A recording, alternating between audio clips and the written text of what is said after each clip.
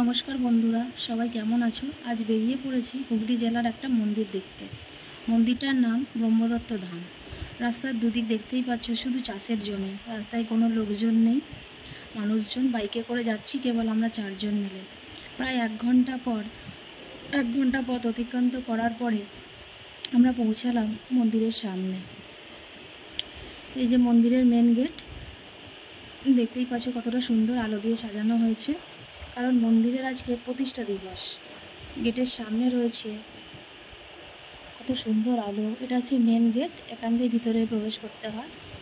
এই যে রয়েছে একটা রঙিন, কত সুন্দর, কত রকম কাপড় দিয়ে এটা সাজানো হচ্ছে। সামনেই রয়েছে একটা রঙ্গোলি, ওটা আমি দেখাতে পারলাম না তোমাদের তাড়াতাড়ির মধ্যে। একটু এগিয়ে গেলেই দেখতে পাওয়া যাবে। দেখো আর একটু এগোচ্ছি আমরা, এই সামনেই রয়েছে, দেখো একটু এগিয়ে গেলেই রয়েছে একটা ঘন্টা। দেখো বাচ্চারা সকলে ঘন্টাটা বাজাচ্ছে, একটা বড় ঘন্টা। গেটের সামনে দিয়ে যখনই প্রবেশ করতে হয় ঘন্টাটা বাজিয়ে প্রবেশ করে সকলে। তো আরও একটু এগিয়ে গেলেই দেখতেই পাচ্ছি পাওয়া যাচ্ছে, দেখো একটা সামনে একটা সাদা রঙের কচ্ছপ দেখতে পাওয়া যাচ্ছে, সাদা পাথরের তৈরি কচ্ছপ এটা। আরও একটু এগিয়ে যাই, আরও একটু এগিয়ে গেলেই আমরা দেখতে পাবো একটা যজ্ঞকুণ্ড। দূর থেকে দেখাই যাচ্ছে, দেখো যজ্ঞকুণ্ডটা। এটাতে এটা দুপুরবেলা যজ্ঞ হয়েছিল এখানে। এখানে যজ্ঞ করা হয়েছে এই যজ্ঞকুণ্ডে। এই মন্দিরের আরও একটা বিশেষত্ব আছে, যে দেখো আশেপাশে কিছু মানুষজনদের দেখা যাচ্ছে, তারা মাথায় একটা হলুদ রঙের অরেঞ্জ কালারের পাগড়ি পরে আছে। যারা এই মন্দিরের উৎসবে অংশগ্রহণ করে তারা সকলেই এরকম মাথায় রঙিন পাগড়ি বাঁধে। এটা হচ্ছে এখানকার বিশেষত্ব। আশেপাশে অনেকেই লোকজন দেখতে পাচ্ছ। আর যেহেতু এটা প্রতিষ্ঠা দিবস, তাই অনেক লোকের সমাগম হয়েছিল। আমাদের যেতে একটু দেরি হয়ে গেছে, যেহেতু তো আমাদের যেতে অনেকটাই বিকেল হয়ে গেছে, প্রায় 3টে সাড়ে 3টে বেজে গেছে। আমরা যখন ওখানে পৌঁছেছি, এই সামনে এগিয়ে যাচ্ছি, দেখো দূর থেকেই দেখাচ্ছি, কারণ সামনে যাওয়ার অনুমতি নেই। সবচেয়ে প্রথম উপরে রয়েছে গুরুজির ছবি, আর এই যে ফুলের সাইডে ওটা হচ্ছে গুরুজির আসন তৈরি করা হয়েছিল। আর দেখাই যাচ্ছে ব্রহ্মা বিষ্ণু মহেশ্বরের সাদা পাথরের মূর্তি। তো সামনে থেকে ছবি তোলার কোনো অনুমতি নেই, তাই যেতে পারলাম না, তোমাদেরকে দেখাতে পারলাম, দূর থেকেই দেখাচ্ছি। এবার বেরিয়ে এসেছি আমরা বাইরের দিকে। মন্দিরটা চারপাশ একটু ঘুরে দেখাবো তোমাদেরকে।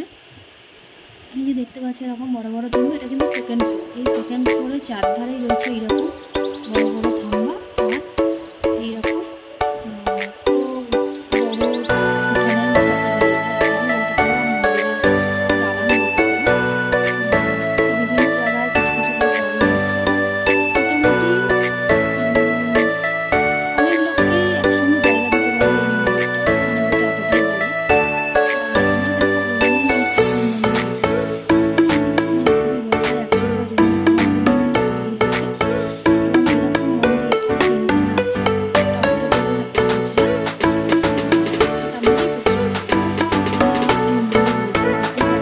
বলেছিলাম এই অরেঞ্জ রঙের পাগড়ি পরে থাকবে। একটা ভাইকে দেখলাম এক্ষুনি। তো আমরা এবার সিঁড়ি দিয়ে নেমে যাচ্ছি নিচের দিকে, মানে হচ্ছে গ্র্যান্ড ফ্লোরের দিকে। তো এখানে একটা সুন্দর জিনিস আছে যেটা তোমাদের দেখাবো। এই যে আমরা যাচ্ছি এইবারে ওই গ্র্যান্ড ফ্লোরের দিকে। এখানে আছে শিবলিঙ্গ, যেটা খুবই সুন্দর। এই পরিবেশটাও খুবই সুন্দর। ওই চারধারটা কী সুন্দর আলো দিয়ে সাজানো হয়েছে। শুধুমাত্র প্রতিষ্ঠা দিবসের জন্য নয়, এই সব সময়তেই, বছরের সব সময়তেই এখানটা এরকম রঙিন আলো দিয়ে সাজানো থাকে। তো কিছুটা দূর এগিয়ে গেলেই আমরা দেখতে পাবো শিবলিঙ্গ, মানে হচ্ছে ভোলে বাবাকে দর্শন করতে পারবো। তো অনেকটাই ভিড় আছে এখানটায়, সেইভাবে দেখানো যাচ্ছে না।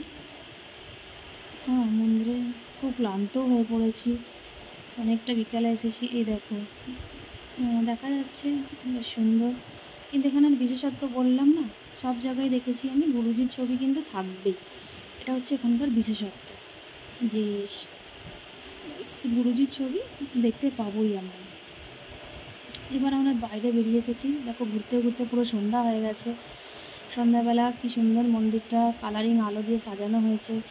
বিভিন্ন সাইডে, মানে মন্দিরটা চারধার ঘুরলেই বোঝা যাবে যে চারধারের আলোর রং কিন্তু পরিবর্তন হচ্ছে, কোথাও গোলাপি, কোথাও লাল, কোথাও সবুজ, আবার কোথাও ব্লু। এইভাবে মন্দিরটাকে সাজানো হয়েছে। তো পুরোটা ঘুরতে ঘুরতে আমার পা পুরো ব্যথা হয়ে গেছে। এবার চলে এসেছি একদম মন্দিরের সামনের গেটে। এই সাইডে রয়েছে একটা মূর্তি আর